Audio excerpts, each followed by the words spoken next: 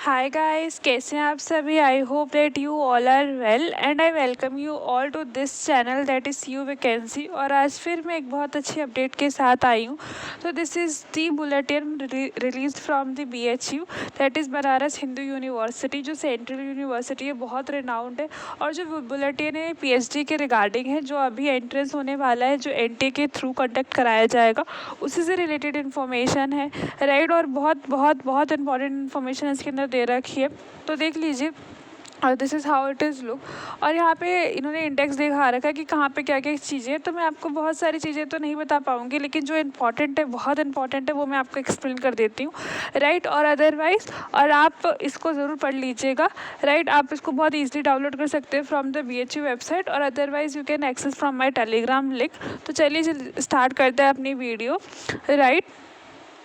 तो देख लीजिए, यहाँ पे नॉर्मल विज़न बता रखा है और मिशन बता रखा है फॉर BHU। और हम चलते बहुत इंपॉर्टेंट अपडेट के पास। सबसे पहले तो ये बता दूं कि आपको BHU के अंदर एनरोलमेंट कैसे होती है PhD के अंदर। तो इसके दो प्रोसेस है। वन इज़ जो BHU है वो अपना एक एंट्रेंस कंडक्ट करवाता है, that is RET research entrance test. ठीक है, अगर आपने वो दे रखा है तो आप एग्जाम्प्ट है, ठीक है। आप सिंपली इंटरव्यू के लिए जाइए। और सेकेंडली उन्होंने बता रखा है कि अगर आपने नहीं दिया तो आप उसे दे दीजिए, ठीक है। अदरवाइज NTA कंडक्ट करा रहा है अभी, उसका 15 नवंबर एक्सटेंड हो गया डेट। तो जो भी लोगों ने अप्लाई नहीं किया वो प्लीज़ अप्लाई कर लीजिएगा, राइट। और उसके थ्रू भी आप जा सकते हैं। मतलब आपके पास दो तरीके, एक तो आप रीड दे दीजिए, अदरवाइज आप जो NTA कंडक्ट करा रहा है अभी अपने थ्रू एक PhD एंट्रेंस, उसके थ्रू अगर आप उसे क्वालिफाई कर लेते हैं तो आपको सिंपली इंटरव्यू देना है, then you are enrol, right. और यहाँ पे जो नेक्स्ट टेबल है वो गिवन है आपका डिफरेंट टाइप ऑफ कोर्स की किस किस कोर्स के अंदर, किस किस डिपार्टमेंट के अंदर एक तो सीट अवेलेबल है, दूसरा नंबर ऑफ सीट बता रखा है, तीसरा इन्होंने कोड बता रखा है, और चौथा इन्होंने बता रखा है कि अगर आपको एनरोलमेंट करना है PhD के अंदर, ठीक है, तो आप वो किस तरह से कर सकते हो। तो देख लीजिए, कुछ जगह पे तो वो लोग सिर्फ BHU रीट पे ही रिस्ट्रिक्टेड है कि आपको रीट देना ही पड़ेगा चाहे कुछ हो जाए, राइट। और उसके बाद इन्होंने कहीं कहीं पे एंट्रेंस मांग रखा है, NT का एंट्रेंस, ठीक है। तो आप जिस भी फील्ड के अंदर इंटरेस्टेड है तो आप देख लीजिए इनकी जो क्राइटेरिया क्या है एनरोल करने के लिए। और थर्ड इन्होंने एलिजिबिलिटी क्राइटेरिया दे रखा है कि अगर आपको एनरोल होना है तो कम से कम इतना तो आपको क्वालिफिकेशन में करा ही होना चाहिए, राइट। तो देख लीजिए, जैसे कि एग्रीकल्चर का दे रखा है, उसी तरह से हमें अलग अलग डिपार्टमेंट का दे रखा है, ठीक है। तो जिसमें भी आप इंटरेस्टेड है आप उसे देख लीजिएगा, पढ़ लीजिएगा, और if you want to take a screenshot you can take it, right. तो यहाँ पे मतलब बहुत बहुत बहुत वाइड अपॉर्चुनिटी है, क्योंकि यहाँ पे जो हमारे पास डिपार्टमेंट है वो बहुत ज़्यादा है, और सीट्स, आप नंबर ऑफ़ सीट तो देख ही रहे हैं, इतनी ज़्यादा है, राइट। बस यही है कि आपको या तो रिसर्च एंट्रेंस टेस्ट देना पड़ेगा, या फिर आप NTA जो एग्ज़ाम कंडक्ट करा रहा है आपसे दीजिए, ठीक है। तो दो ही तरीके से आप इसके अंदर एडमिशन पा सकते हैं, राइट। जैसे कि अगर आप फैकल्टी ऑफ साइंस में देख रहे हैं तो यहाँ पे कहीं कहीं पे इन्होंने NTA का PhD एंट्रेंस टेस्ट भी अपने क्राइटेरिया के अंदर इन्वॉल्व कर रखा है, ठीक है। और कहीं कहीं पे ये लोग बिल्कुल रिस्ट्रिक्टेड है रीट की तरह। तो अगर आप रीट की प्रिपरेशन करना चाहते हैं, that is research entrance test, तो आप सिंपली वेबसाइट पर जाइए, सिलेबस देखिए, क्योंकि सिलेबस मोर और लेस सेम ही होता है, ठीक है ना। क्योंकि 50% तो is from the research methodology, ठीक है, और आपका 50% वो थोड़ा डिफरेंट होता है, तो उसके लिए आप PYQ प्रेफर कर सकते हैं। और NTA का जो एंट्रेंस टेस्ट है वो मैंने अपनी जब मैंने आपका NTA का पूरा बुलेटिन डिस्कस किया था, तो मैंने आपको बताया था वहाँ पे एक लिंक गिवन थी, वहाँ से आपको सारे जितने भी सब्जेक्ट्स अवेलेबल हैं उन सबका जो सिलेबस है वो मिल जाएगा बहुत ईजिली, राइट। और मैं अगर आपको एक बहुत गुड न्यूज़ दूँ तो जो NTA का जो सिलेबस है ना PhD का, वो एकदम सेम है आपके नेट का सिलेबस। अगर आप नेट क्वालिफाइड है या आप नेट की प्रिपरेशन कर रहे हैं तो आपको बिल्कुल घबराने की तो बिल्कुल कोई बात नहीं है, राइट। और देखिए नोट में क्या दे रखा है कि दैट 50% जो है वो सीट रिजर्व है उन लोगों के लिए जो एग्जेम्प्टेड है, और 50% उन लोगों के लिए जो एंट्रेंस के थ्रू आएंगे। तो जितनी भी सीट है, जैसे कि सपोज एक कोर्स के अंदर 100 सीट है तो 50 for the other one and 50 for the group 2, right. और अब अगर हम नीचे बढ़ते हैं तो इन्होंने क्या करेगा कि हर एक डिपार्टमेंट का मिनिमम एलिजिबिलिटी दे रखा है, राइट। जैसे कि आप इसमें देख सकते हैं, सबसे पहले इन्होंने फैकल्टी ऑफ एग्रीकल्चर बता रखा है, और एग्रीकल्चर के अंदर भी अलग अलग सब हेडिंग्स के अंदर दे रखा है। जैसे कि कि अगर आप पीएचडी इन फूड टेक्नोलॉजी में करना चाहते हो तो उसकी क्या मिनिमम एलिजिबिलिटी है, राइट। अगर आपको पीएचडी इन डेयरी टेक्नोलॉजी में करना है तो फिर उसकी क्या कौन कौन से कोर्सेज अगर आपने करे होंगे तो ही आप अप्लाई कर सकते हैं, राइट। तो इसे आराम से पढ़ लीजिएगा। उसी तरह से इन्होंने हर एक डिपार्टमेंट का दे रखा है कि हमें इसमें मास्टर चाहिए, और मास्टर के अंदर अगर आपको 55% से कम है तो फिर प्लीज़ आप एक बार कन्फर्म कर लीजिएगा, बिकॉज क्योंकि आप पढ़ सकते हैं इसके अंदर 55% इज द मिनिमम, ठीक है। मास्टर के अंदर आपका 55% तो होना बहुत बहुत कंपलसरी है, राइट। तो यहाँ पे अलग अलग डिपार्टमेंट के अलग अलग सब हेडिंग के अंदर अलग अलग क्वालिफिकेशन दे रखी है। तो अगर आपको किसी भी सब्जेक्ट के अंदर अप्लाई करना है तो आप प्लीज़ नॉर्मली मतलब अपना वो देख लीजिए कि आपने जो भी पीजी कर रखा है, जो भी यूजी कर रखा है, क्या वो कंसर्न डिपार्टमेंट से ही कर रखा है, कंसर्न कोर्स के अंदर ही कर रखा है जो ये लोग मांग रहे हैं।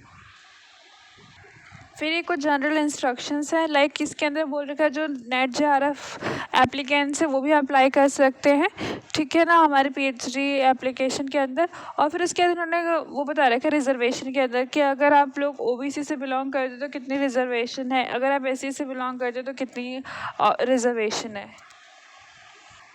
राइट। फिर ईडब्ल्यूएस का दे रखा है। फिर यहाँ पे इन्होंने सीट मैट्रिक्स दे रखा है कि हम लोगों का जो 100 सीट्स आर अवेलेबल हैं तो उसमें से कितना परसेंटेज ओबीसी को जाएगा, कितना percent other categories like EWS general, ठीक है। तो ऐसे इन्फॉर्मेशन दे रखा है। फिर जनरल इन्फॉर्मेशन दे रखी है।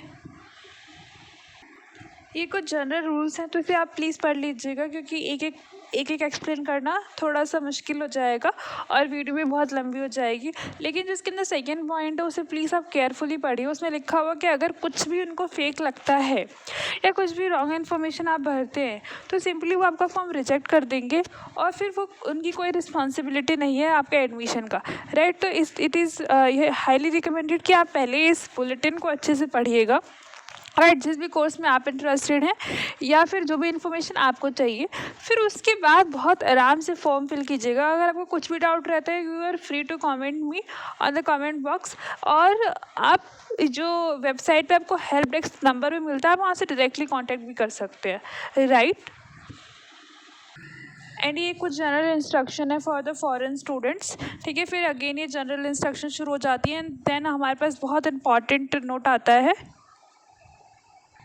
About the written test conducted by the BHU। तो यहाँ पे देख लीजिए उन्होंने लिख रखा है साफ साफ 100 क्वेश्चंस आएंगे आपके, 50 questions from the research methodology. तो 50 क्वेश्चंस बिल्कुल नॉर्मल मतलब बिल्कुल नेट वाले हो जाएंगे और 50% सब्जेक्ट स्पेसिफिक हो जाता है, और हर एक क्वेश्चन जो है वो 4 मार्क कैरी करेगा, राइट। तो फिर 100 into 4 400 का टेस्ट होगा आपका, और there is no negative marking. ये सबसे बढ़िया और गुड न्यूज़ है मुझे लगता है, राइट।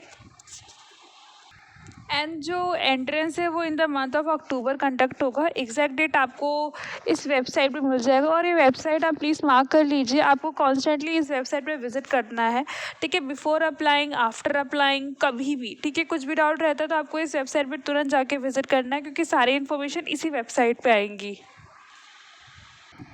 और जिनका एडमिशन मेरिट बेसिस पे होगा उनका 3 टाइप से इवैल्यूएशन होगा। तो फर्स्ट इज जो नेट का सर्टिफिकेट है या फिर आपने पीएचडी का रेट दे रखा है, ठीक है ना, रिसर्च एंट्रेंस टेस्ट, ठीक है। फिर आपका जितना भी आपने एजुकेशन में जो भी पढ़ाई कर रखी है कि उसका इवैल्यूएशन होगा, एंड देन आपका इंटरव्यू। तो 3 फेजेस में होगा। और यहाँ पे इन्होंने आगे की पॉइंट में बोल रखा है कि जो भी मतलब आपका सर्टिफिकेट होगा, whether it is a REET का, whether it is a NET or any अगर आपने एंट्रेंस टेस्ट दे रखा है तो उसको नॉर्मलाइज टू 50 किया जाएगा। एंड देन उसके बाद इन्होंने बता रखा है कि क्या क्या इवैल्यूएशन मिलेगा, कि क्लास 10th में कितने नंबर होंगे तो इतना मिलेगा, क्लास 12th में इतने होंगे, यूजी पीजी, ठीक है। तो आप अपने नंबर यहाँ से भी कैलकुलेट कर सकते हैं।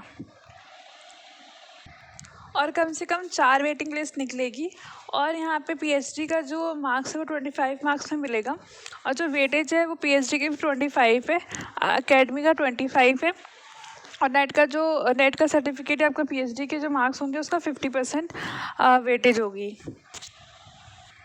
अब बारी आती कि कैसे अप्लाई करना है।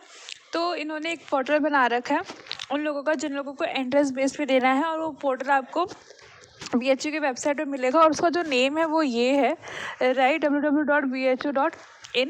और उसके बाद जो अभी जो एग्जाम कैटेगरी के लोग हैं उनका पोर्टल अभी बना नहीं है, तो वो आपको जल्दी इन्फॉर्म कर देंगे। वो अभी अवेलेबल नहीं है तो उसको शॉर्टली अवेलेबल करा दिया जाएगा। आपको बस कॉन्स्टेंटली विजिट करना है वेबसाइट पे। Otherwise you can follow my channel. I will try my best कि आप तक हर इन्फॉर्मेशन सही तरीके से पहुंच सके, राइट। फिर उसके बाद उन्होंने बता रखा है कि वंस जो पोर्टल बन जाएगा तो आप लोग ऑनलाइन ही आप लोगों को अप्लाई करना है, ठीक है। जो प्रोसेस है वो पूरा ऑनलाइन है, ठीक है। और आपको इन्फॉर्मेशन जो है वो 2 वेबसाइट जो गिवन है उन्हीं पे मिलेगी सारी इन्फॉर्मेशन, राइट। और यहाँ पे जो फ़ीस पेमेंट है वो आपका 2 तरीके से गिवन है, मतलब जो एप्लीकेशन फ़ीस है उसकी वेरिफिकेशन कर रखी है इन्होंने। अगर आपको रेट देना मतलब अगर आपको रिसर्च एंट्री टेस्ट देना है तो उसकी फ़ीस अलग है, लाइक 600 है फॉर द जनरल के लिए। और सिमिलरली अगर आप ऑलरेडी एग्जाम्ड हैं, ठीक है, किसी एग्ज़ाम के थ्रू, कोई नेशनल एग्ज़ाम के थ्रू, ठीक है, या फिर आपको NDA के एंट्रेंस के थ्रू जाना है तो उसकी फ़ीस आपका 200 है जनरल वालों के लिए। उसी तरह से सिमिलरली हमारा OBC का अलग है दोनों के अंदर। और जो मोड ऑफ पेमेंट है वो भी ऑनलाइन है, your debit card, credit card, जो भी जिसमें भी आप कंफर्टेबल हैं।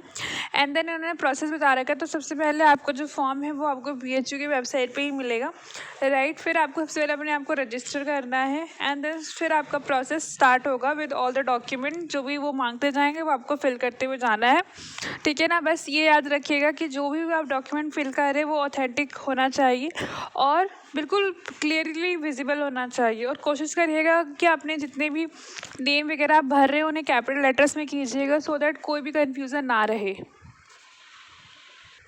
और सबसे बड़ी दिक्कत आती है फ़ीस पेमेंट के दौरान। तो अगर आपका फ़ीस पेमेंट करते हैं और वो आपका स्टेटस दिखाता है ओके, तो सबसे पहले आपको कंफर्मेशन पेज डाउनलोड करना है अपने पास।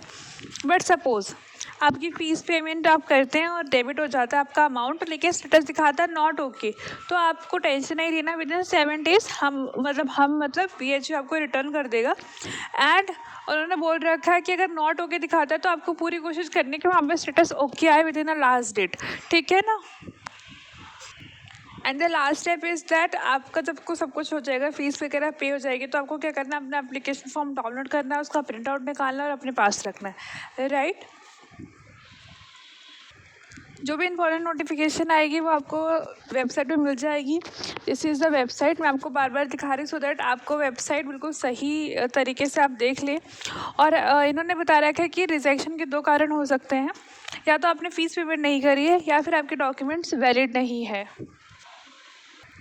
सो आप बहुत ध्यान से भरिएगा। और यहाँ पे इम्पोर्टेंट डेट दे रखा है कि जो रजिस्ट्रेशन की लास्ट डेट है, ठीक है ना, वो सितंबर के एंड में आपको रिलीज़ कर देंगे, मतलब वो रिलीज़ अपनी वेबसाइट पे करेंगे। तो आपको क्या करना है, सिंपली विजिट मतलब वेबसाइट पे विजिट करना है और आपको मिल जाएगा। Otherwise I will try my best कि मैं आप तक ये इन्फॉर्मेशन पहुँचा सकूँ कि कौन सी लास्ट डेट है। एंड देन इन्होंने कह रखा है कि काउंसलिंग की जो डेट होगी, वेरिफिकेशन की डेट वो होगी, वो हम लोग सून शॉर्टली ही वेबसाइट पे इन्फॉर्म कर देंगे, राइट। डिक्लेरेशन ऑफ रिज़ल्ट भी आपका उसी वेबसाइट पे आएगा। एंड देन उसके बाद जो आपका कोर्स का फ़ी होगा वो आपको इन्फॉर्म कर देंगे, राइट। और फिर उसके बाद पेमेंट ऑफ फीस जो है वो आपका डेबिट एंड क्रेडिट कार्ड से हो सकता है आराम से। और इन्होंने बोल रहा है कि आफ्टर फीस पेमेंट आप प्रोविजनली सिलेक्ट हो जाते हैं। एंड देन उसके बाद एक बार अगर आपके सक्सेसफुल पेमेंट हो जाता है, सब कुछ हो जाता है, फिर आप एकदम परमानेंट एनरोलमेंट कर लेंगे। फिर उसके बाद इन्होंने बोला है अलॉटमेंट ऑफ द सुपरवाइज़र, ठीक है। तो जब आपकी फ़ीस पेमेंट हो जाएगी, आपके डॉक्यूमेंट वेरीफाई हो जाएंगे, तो आपको आपका सुपरवाइज़र भी मिल जाएगा।